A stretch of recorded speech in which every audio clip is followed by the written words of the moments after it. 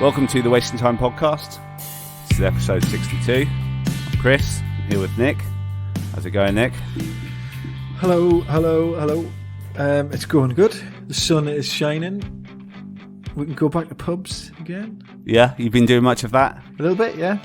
I found that, like at home, when you're drinking in the house, as we have done for many months, just have two or three, and I'm just like not really fussed. Can't really drink too much more. Went to the pub for the first time, got a pint, and it was ridiculous how easy it went down. I bought the wife a pint, and I was on my third by the time she finished hers. It was. Oh wow! Was that good to be back? Was that Friday? Because I saw you posted a picture of Naz. No, that was Thursday. So. Oh, I see. Okay. We went out on Thursday, then went back for more on Friday. Oh, check you out. And the cricket season was back on Saturday, so I was out playing cricket all day, which was amazing. Wow.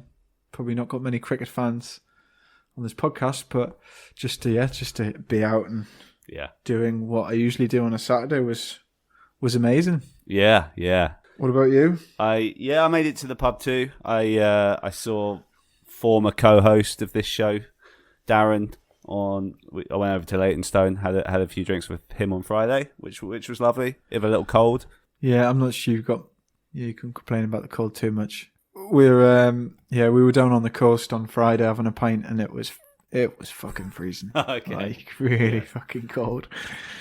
To the point where we had to like cut an extra pint short because we weren't wrapped up enough.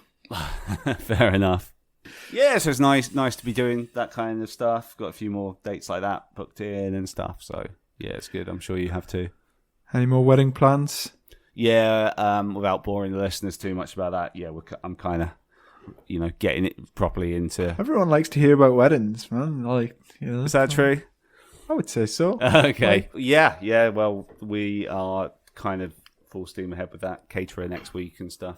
It's still a bit weird though because we don't know for sure whether we can have a big wedding in August. Obviously, remaining hopeful, but we're supposed to be able to go to nightclubs by July, aren't we? June. We're supposed to go. June. Everything's supposed to go back to normal on 21st of June, allegedly. There you go. August. August is your date. Yeah, let's hope. Mid-August. Mid-August, yes. So you've got a good 2-month buffer to play with around what is supposed to happen. Yeah. So you're looking good. Yeah, and to be honest, once we've got the caterer, I think that's like a big thing sorted, so we'll be feeling a bit better about it. Exciting stuff. Yeah, definitely. Just good to have like plans in the diary that are like coming closer. Like stag do. You got stag do. I've got another like a friends meet up in Brighton in July as well. Have you really? Okay. Yeah, it's just cool to be able to make some plans now as well, isn't it? I'll tell you another thing. I'll tell you another thing I've been doing. Obviously, you know this, but I'm leaning more towards music stuff. But I started working with Love Breakers, which has been a cool thing. Exciting venture. Yeah. Love Breakers, for the listener, were on our show a couple of months ago. If you didn't listen to that one, go back and listen to it because they're cool guys with music that Nick and I have both talked about how we're fans of before. Yeah, you entering the world of music management. That's what I'm dabbling with. Yeah, so we'll see how it goes. But yeah, they've been a delight so far, and it's been. Yeah, I'm excited to be trying to help them out. Really nice guys. So yeah, I was going to say, what are you calling yourself again in terms of your management? I ended up going for Jailhouse Poet Management. It was actually a Social Distortion lyric in the end that I went for. Nice. Which Love Breakers are fans of and hopefully going to be touring with. Touring with, now delayed till next year, but yeah, will happen eventually. And you were just about to give a Love Breakers plug there, weren't you? I was, yeah, because we have actually talked about this before, how their album, it was due out this month, but that's been delayed and it's coming out end of June. Okay. Yeah. So I'm not getting my vinyl in April, and is that what are you breaking that news to me now? Yeah, afraid so, mate. Afraid so. It'd be worth the wait though. That's a shame. Maybe you can give me a sneak peek of some songs if you got access. We'll see. We'll see about that. Anything else been going on music wise? Oh, I mean, good luck with that, by the way. Thank you. Thank you. It's very exciting. Very exciting. But yeah, anything else been going on? There was a new MxPx song the other day. Yeah, which didn't sound like just every other MxPx song that they've released over the last couple of years. Yeah, I think you and I, obviously, we texted about it, and we both we seem to both be fans of this a lot more than we have been of anything they've done for a long time, I think. Yeah, didn't they do some sort of like live stream as well on Friday that I completely missed to like support their release? I'd be really bad with their live streams, just because obviously when it goes out live, it's really, not a great time for us in the UK. So I haven't watched any of them. But yeah, they did do one to coincide with it. So I've read something that was like an interactive live show as well. So they were, I don't know if they were like, taking requests or I should imagine just I guess maybe interacting with fans through a feed somewhere. Yeah. Yeah, it's cool. It's a good song. Like it. Yeah, definitely. I mean, because like the fan base has really liked what they've been doing. Like, seems to be loyal and just like everything they do. Like that last album, everyone loved it apart from you and me. So it's nice now that they've put something out that as fans we both like. Yeah, just was nothing that stood out for me on that record, which you usually get from like an MxPx album. Yeah, and I really wanted to like it. And they always play, there's this song from it called Friday Tonight that they clearly think is really good, and I'm sure lots of the fans do. And like, I try re-listening to that song and I want to like it, but it's just a bit of a miss for me. Yeah, cool. I don't know if I'm sure you've heard of them, but I don't know if you're into them. A band called Tigers Jaw. Yeah, my sister and her husband used to really like them. I'd never really got into them. Have you been listening recently? Yeah. Well, I mean, I've always liked them. I've always kind of liked his voice, and you have that female singer, and they do like a lot of kind of harmonizing, and I quite like that kind of stuff. But yeah, they just popped up on like on a YouTube like suggestion the other day, and they did doing like this acoustic-y style. It's called Sunset Sessions, I think it's called. One of these, I don't know what you call them. What are they called? Like, the NPR stuff like that. Yeah, like the tiny desk stuff and all that. Yeah. Okay. So one of that, it was called Sunset Sessions, that they were in on one of those. And yeah, they were doing a song from their new album, which I didn't realise was out. Came out in and March. You were impressed. Yeah, no, it's really nice. And I listened to a bit of the album as well since hearing that. And really like the new album that's come out March 5th. It came out, so okay, little bit of a new thing to listen to. Oh, I'll check it out. Would I like it? Do you think? I don't know. The jury's out. Okay. I'll be sure to check it out. I think Bruce would probably like it more than probably you would. Oh, interesting. Okay. It's quite it's quite soft, rocky kind of emo-y. Okay. I kind of think of them as like a more like a punkier version of Belle and Sebastian. Oh, okay. Yeah, that makes sense. That does make sense. Yeah. I'll give it a listen. You might be your thing, it might not be. But if they've got a new album out, I thought might be someone we could reach out to and they'd be a good guest for the show, definitely. Yeah. There's a couple of newer bands I listened to this week who would also be good guests at some point. Like, there's a couple of bands on Pure Noise Records who often have a good roster that I didn't know, and have a listen to these bands if you haven't already. There's one called Dollar Signs, had an album out this year called Hearts of Gold. Dollar Signs? Yeah, it's pretty cool, and it doesn't really sound like anyone I've heard before as well. Interesting band name choice. Yeah. And then there's another band called Eastwood. These both sound like hip-hop acts. Yeah, they do. But they don't literally sound like hip-hop acts when you hear the music. Right, okay. Yeah, I think they... I'm not... If I'm honest, I'm not sure how sold I am on them. I just find them both really interesting. And okay. I don't know if I like it or not. The jury's out. But I definitely would be cool to have either of them on the show at some point. Okay. What else? Oh, there was a new song by Never Loved, which was quite a good pop song. You ever listen to them? No, don't think so. They're kind of like a sort of pop punk meets kind of mainstream pop kind of sound, but some of their songs are pretty good. Yeah, I think since we last did an intro, I think that's pretty much the highlights for me. Cool. Well, it wasn't that long ago since we did one, so. No, yeah, we only it was only like just over a week ago, wasn't it? Cool. Should we get into the episode? Let's do it. Just before we kick it off, just for the listener, we had Kali Masi, a band out of Chicago, just had an album out. There's a bit of hype around them because they're quite unique and they've got some cool things going on. So we spoke to Sam and Anthony from the band, but before I play it, we had minor issues with the sound. The audio platform we normally use wouldn't work, so we recorded the sound directly via Zoom, and Zoom didn't send me separate tracks, so we're all on the same track. It's, listening to it back, I thought it was listenable, but it probably doesn't sound as good as our episodes. I just hope people just don't switch off at this point. And Exactly. Exactly.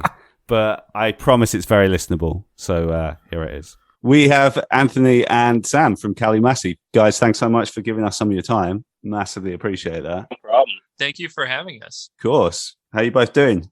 Chilling, working from home. It's a good day. Well, what outside of the band, what is kind of working from home from you guys at the moment? I do marketing photography for a music store in the city.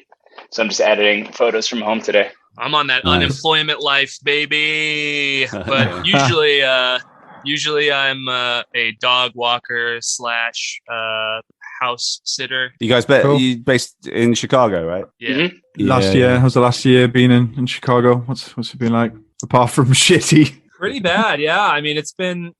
I don't know. It's hard to compare it to other places in the world, obviously, because we haven't really been to all these other places. But from what I'm seeing, like on social media and stuff, I mean, I'm seeing people from elsewhere kind of really starting to relax and take things a little less seriously, and I just don't feel like we're there. Personally, I don't think that Chicago. Maybe that's just a matter of perspective or something, but I think things here have been pretty gnarly. Did you guys have much kind of lined up before kind of pandemic stuff kicked off? Did you have much in the diary? Is there much you had to pull the plug on? Yeah, we had a tour that we were supposed to go up to Canada, and that was the first thing that we we canceled to go up to Poozah Fest last year. And then we had a European and UK run that we've canceled twice and booked many times. And now we have it booked and we haven't canceled it. So we hope it's going to happen. But yeah, we had all, there was like some shows and shit that just it got canceled, but it's okay. We were mostly like gearing up for, we didn't have anything set in stone, but we kind of had an idea of what we kind of wanted the record release trajectory to be like. And we basically just had to reevaluate our perspective on it because of the pandemic, because we finished recording the record right before it started. So it was sort of like, we kind of had no idea what our year was going to look like anyway. And then it just became less clear once the pandemic started. Did you kind of put it on pause then in terms of releasing and just kind of waiting to see how it all played out, and then decided to just go for it? Yeah, I would say, I mean, it was sort of, it definitely afforded us like the ability to kind of not pump the brakes, but like take our time completing the record and getting everything the way that we wanted to get it and stuff. And I mean, there didn't feel like there was any rush to release it once we were done tracking it. So that was nice, but yeah, we're definitely just, I think we're really just kind of seeing what happens, Yeah. Was it, were you tempted to delay it a little bit more? I mean, we've seen that with some other artists who've kind of been sitting on a record for a year or so now. I wouldn't say I wouldn't say that there was any. We were pretty eager to put it out, I think that we would have, putting it out at the end of March was already. We had been sitting on it for like 13 months. Sure. And we've been writing it forever. So yeah, there was definitely. I think we struck a balance between not rushing to put anything out and kind of trying to wait and see if things would subside, and just being eager to just share it with people. So yeah, you don't really know like what parts of releasing a record are going to take forever and what parts are going to happen really quickly. There's so much hurry up and wait in like industry side of music stuff. I felt like we finished the record and then we were like, can't wait to, like we finished recording and we were so stoked to mix. And then it took us a while to mix it. Silver lining of the lockdown was just that we had a lot of time to work on that and a lot of time to really get it right. There was no one that was just like, hey, deadline, you got to put it out like next month or anything. Cause I think that would have like really just kind of inhibited us. It just wouldn't have given us the right amount of time to like make the videos and get the artwork where we wanted it to. So yeah, we definitely used all the time that was afforded to us. We're like definitely like a pretty restless group of people. So we were just kind of like working the whole time to like make sure that this everything from the mix to the sequencing to the artwork to the videos was just like really intentional. And it was obviously really shitty, but it was we used the time really well, I think. Cool. And you worked with Mr. Jay Maas on that as well. We spoke to him back in January, Chris, start of January. Yeah, it was the first show we did this year, and he definitely mentioned your name several times throughout the show. He's definitely liked working with you guys. Yeah, I think he even we do you remember, Nick, we did like all three of us did our top 5 songs of 2020, and he was, I think, first one straight in with the song you guys released that year. Nice. I think I watched that one. I remember that you was like, did he talk about his kind of go into like the story about like marrying his wife? Yeah, well, his wife he met in Australia, right? Yeah, I remember it was like the questions seemed very strictly music and music business, and he just like was like, let me tell you this crazy fucking story about how it like yeah, he's just like that. He's a great dude. Nice. Was this, correct me if I'm wrong, was this the second time you worked with him or third? Second time. So you're the last record. So how did you kind of link up with him in the first place? Were you like fans of Defeater? Did you heard his other work? Did you reach out to him? How did that come about initially? We were fans of Defeater, and we reached out to like a couple different like engineers to find someone we wanted to work on the record for, because we were like pretty green band. Like we were just kind of starting, and we didn't really know.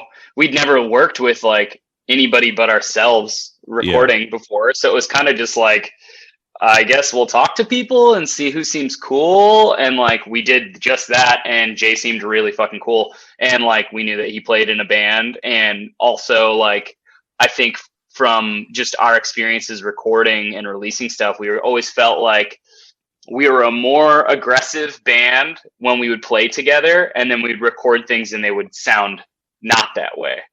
Okay. And we were like, oh, well, this is a really great pairing because he might be able to like make us sound closer to us because he has a history of recording aggressive music.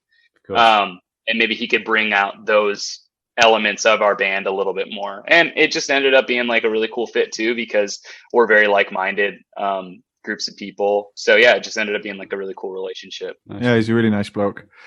And then obviously that's been out for a couple of weeks now, Laughs. How's that been received? I mean, you had much response from it yet? No one hates it yet.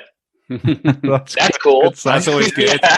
Yeah, it's been good. They've gotten some cool write-ups and like people sharing it around, and like, I mean, I think it took like a couple of years, I think, for people to like really respond to our first record. It just like we put it out and we were like, here it is, and people were like, cool. And then like later people were like, oh, I actually really like this record.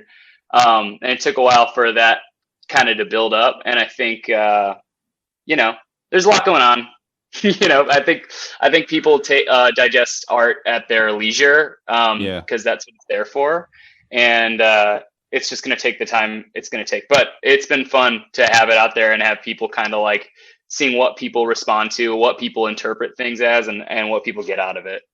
Do you think it's because like your sound kind of jumps around a little bit? That's why it took a bit of time for people to latch on? A lot of it is just people don't really know what to make of it or what to expect from it, or what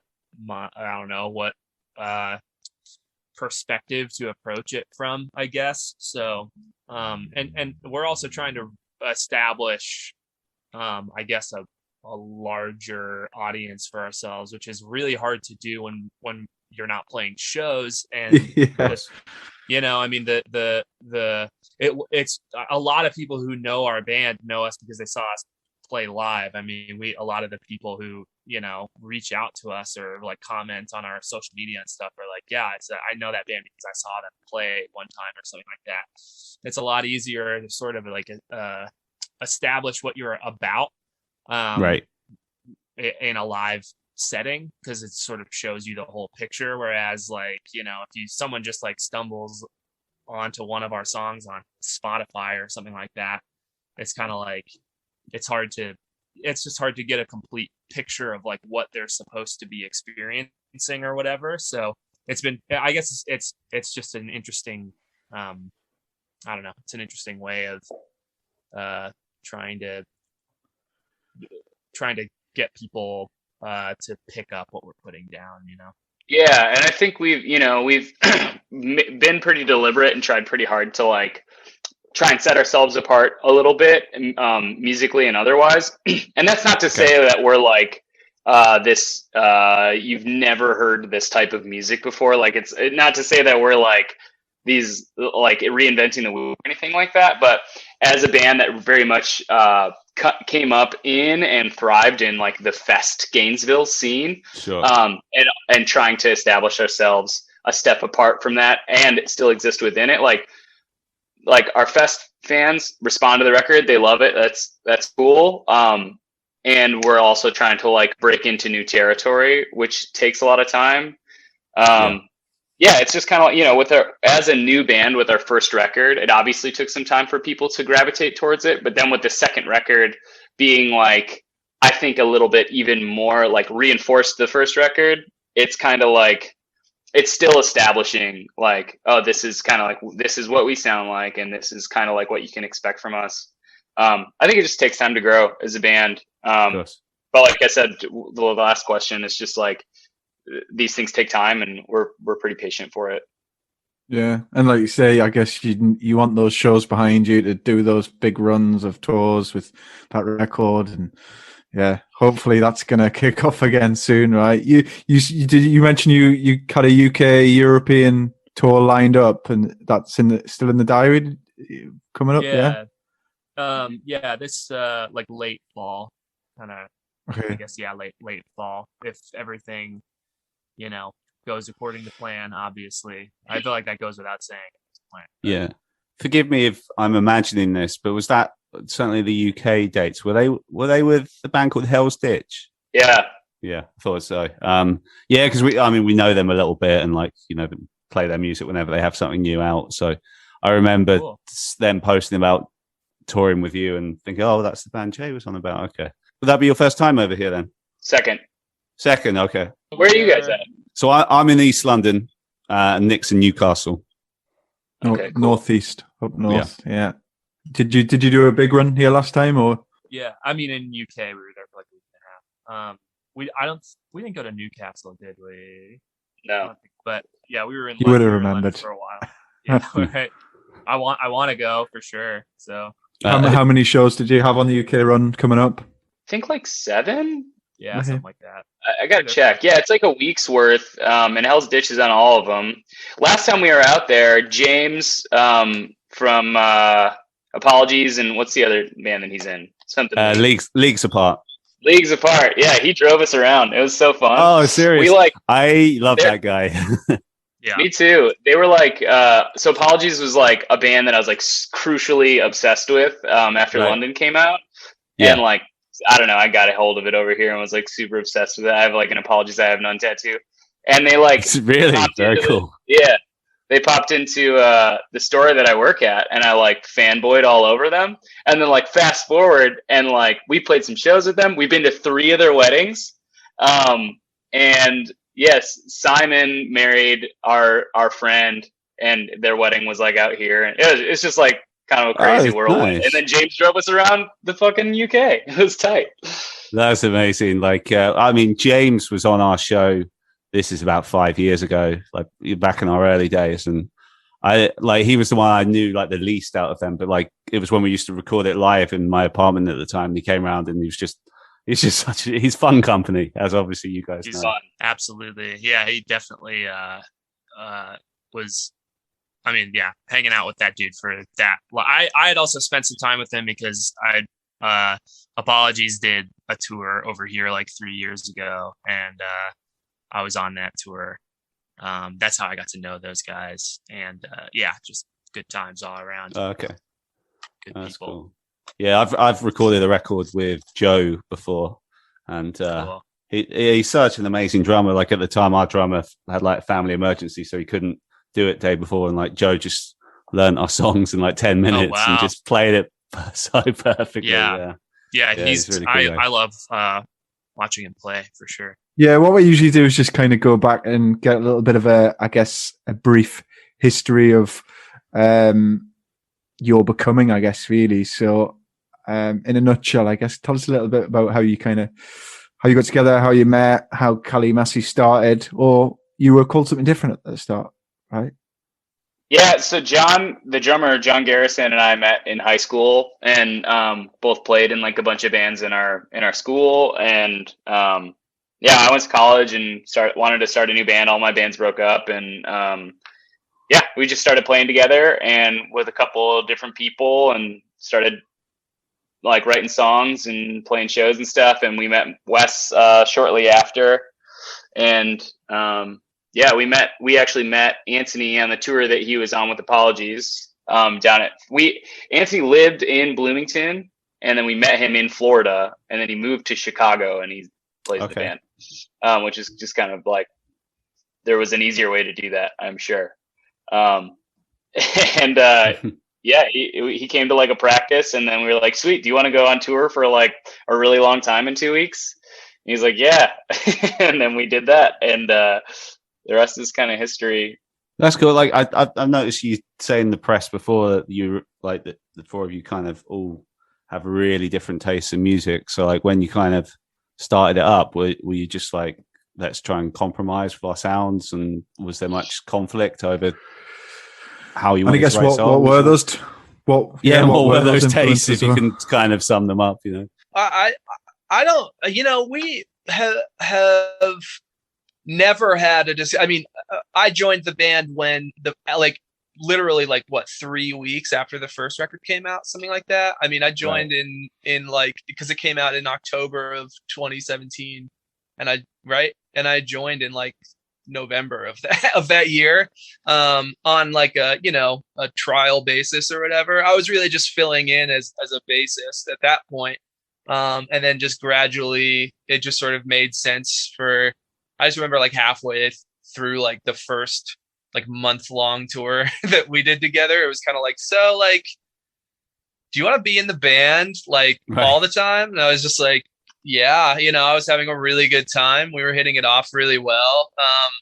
And then as far as like, I mean, I think like pretty much right when we got back from that tour, where they were showing me like the new songs that they'd been working on, and I already had an idea of like what Kali Masi was like supposed to sound like, and kind of knew that I had never played in a band that sounded like that, really, and so I sort of knew that my perspective was going to be different, but that I kind of understood what they were going for kind of initially, and I knew that I could kind of bring something a little different to it. But all that is to say, there was never really as far as I'm concerned, like a discussion about what anything was supposed to sound like, or like to try to keep anything kind of on a certain path of any kind, because it kind of feels like there's just when the synthesis happens, it just kind of like, we all know that that's what's working. You know what I mean? Sometimes it'll only go so far as like, hey, like this part should be heavier or something like that. You know what I mean? Or like there should be more whatever. But I think that like at this point we kind of, it's kind of like we know when we're happy with the result of it, but I don't think there's really a lot of conflict. I guess there's a lot of discussion and a lot of pushing back and forth. It never feels like we're like struggling to figure out what the middle ground is, if that makes sense. Okay. Yeah, there's not a lot of conflict, or you said compromise. It's really like not a lot of compromisation and a lot more just like, if we all have different tastes, we're kind of adding them together and then refining it. You know, it's never like, well, what would Kali Masi do? Like, what would our band, what songs would we write? We're just like, right. You know, let's just work on it until it sounds dope. And then, yeah. What kind of stuff do you listen to collectively or growing up with? What kind of styles and artists have, I guess, a part of you personally? Oddly enough, I think that like Anthony and I, at least from perspective, like in retrospect, like our youth, I think Anthony and I listened to like a lot of the same music growing up, as far as like a lot of street punk bands, a lot of you know, bondage belt, bullet belt, leather jacket, like spiky hair bands. We both I think spent a lot of time in that music scene, and that is something that I don't know, I just spent so much time listening to that music that like playing in a band that's constantly like put on like emo playlists, it's just a little strange. Not that I love like a lot of those bands too, but like totally not like, of all the things we're not going for, we're not like trying to be an emo band either. Right. But it's kind of just like falls in those categories. But I don't know. I think we just all like listen to all sorts of things, but we're also like pretty opinionated people.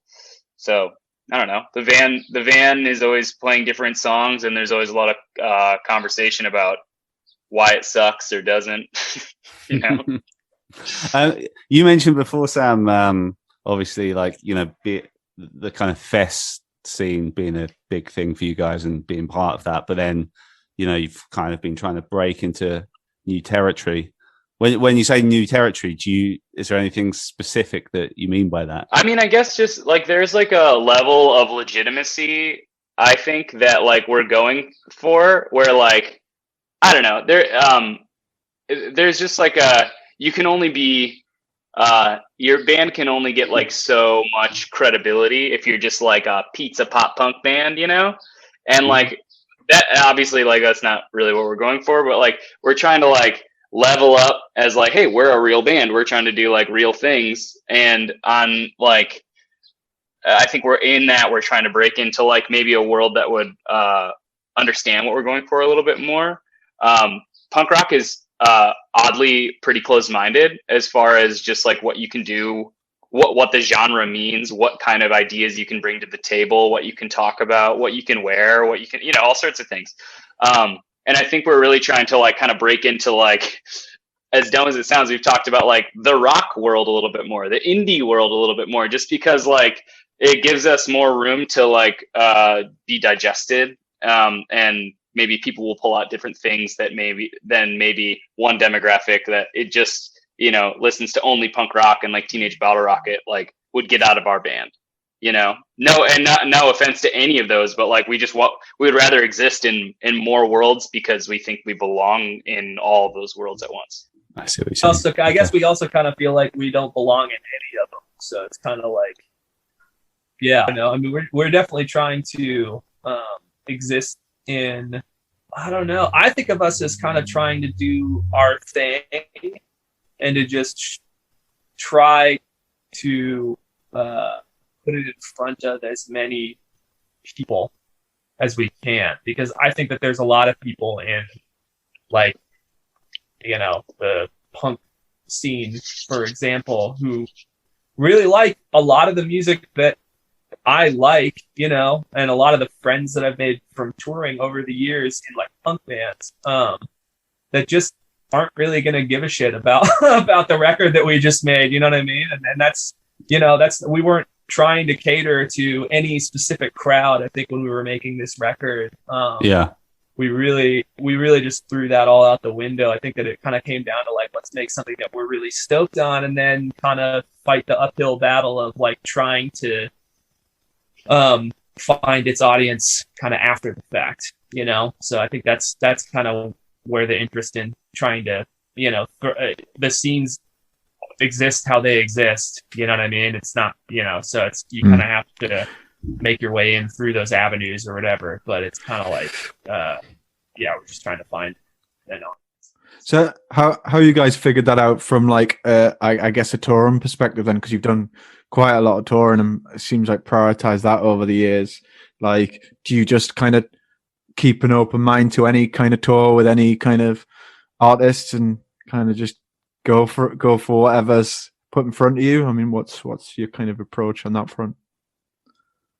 Yeah, I think a little cross pollination can only, bear better fruit or whatever. I think it would just, I mean, we're selective, but I think we'd be down to tour with anybody that's kind of after the same thing that we're after, as far as like just getting our music in front of people. Cool. So you got a favorite tour you've done? Yeah, exactly. Still my question. Nancy, you go first. I mean, it's hard. Yeah, I don't know. We've since I've joined the band, played so many shows. I mean, our first is my audio working? Sorry. Yes, sounds okay. Okay. Sorry. Sorry.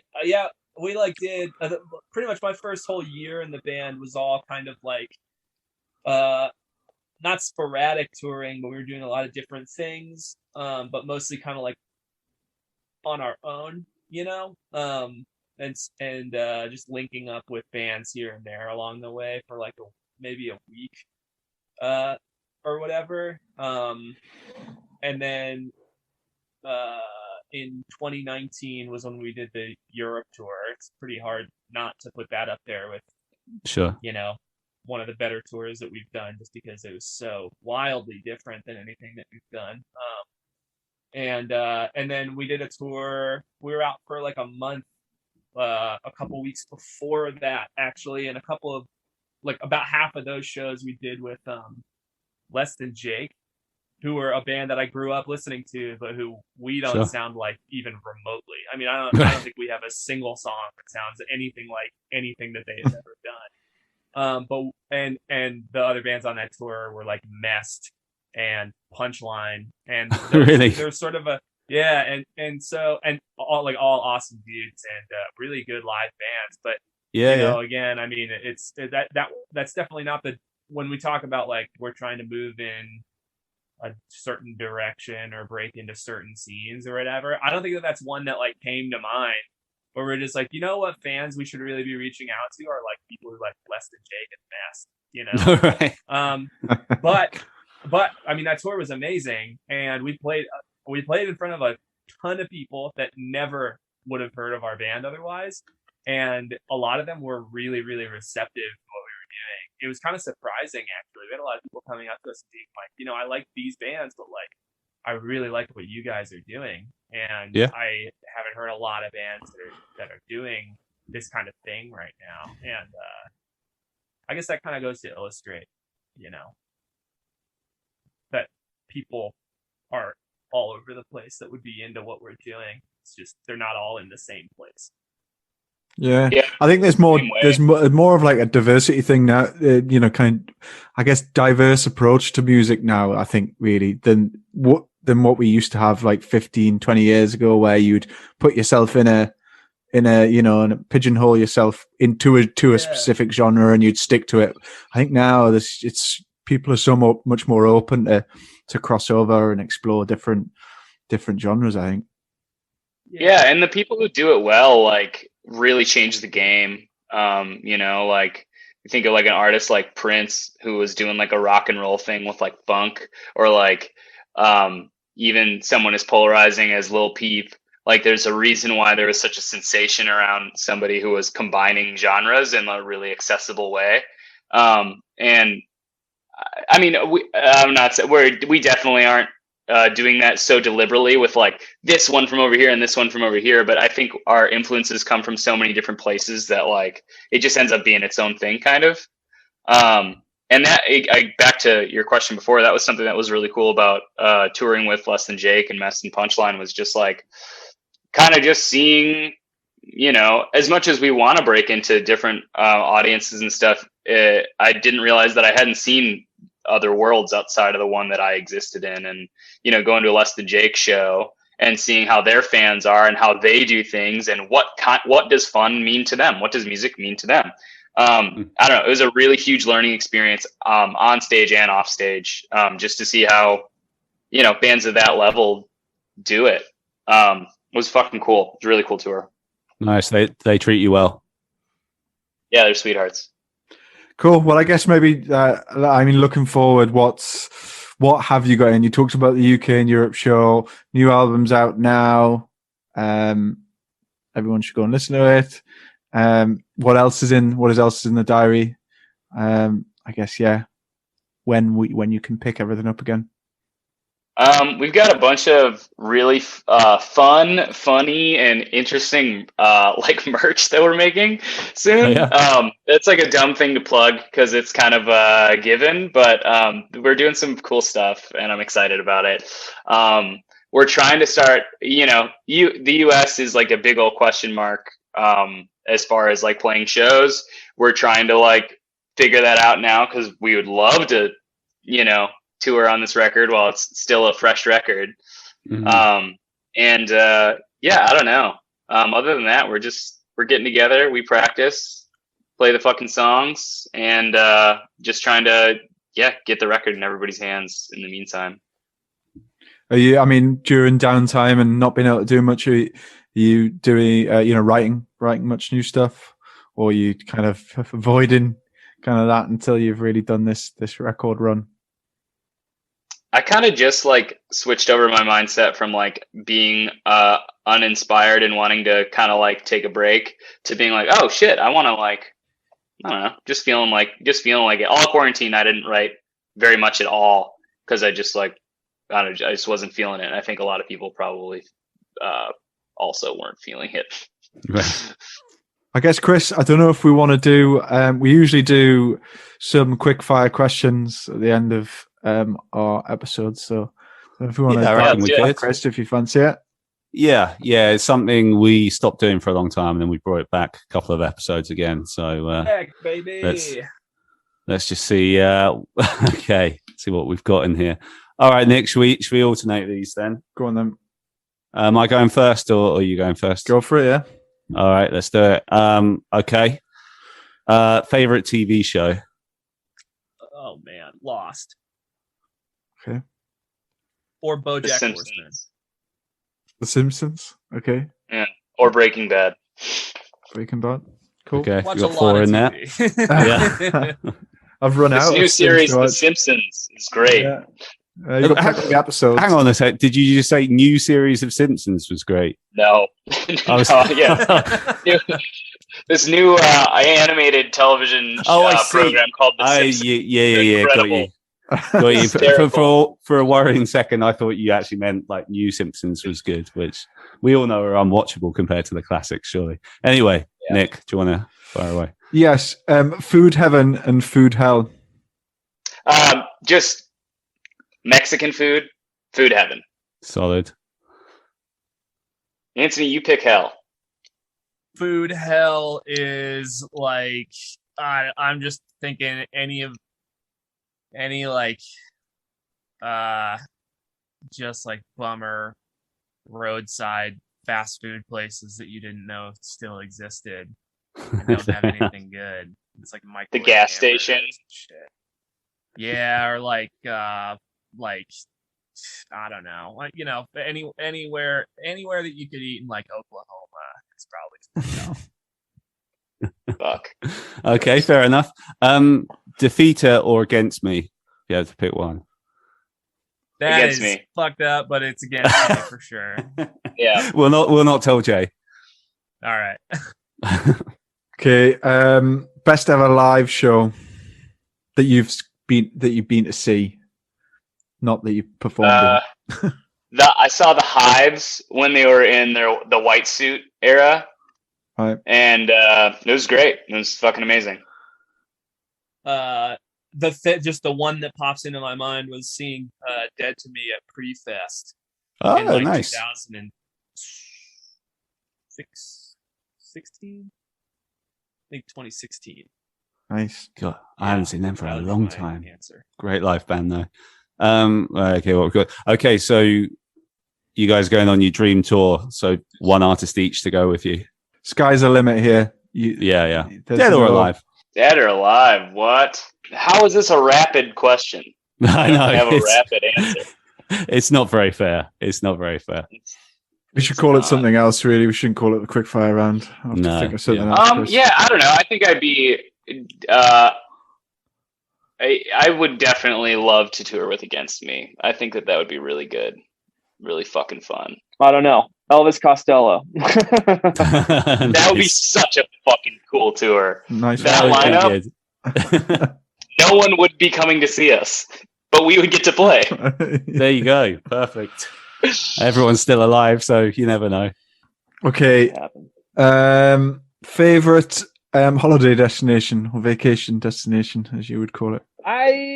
Oh man, I probably Scotland. I'm gonna say Scotland. I'm gonna say. Okay. Nice. Yeah, I like woods and mountains. I would just go to any forest. Scotland works for woods and mountains. They got plenty of those. Definitely. Go. There you go. All right, let's go. Let's do it. Oh, okay. It doesn't have to be the definitive one, but if you could each pick one song that you wish you'd written, what would be an example of that? Hanging on the telephone. Bohemian Rhapsody. There's some serious royalties from Bohemian Rhapsody, I reckon. Yeah, definitely. I don't even care about that.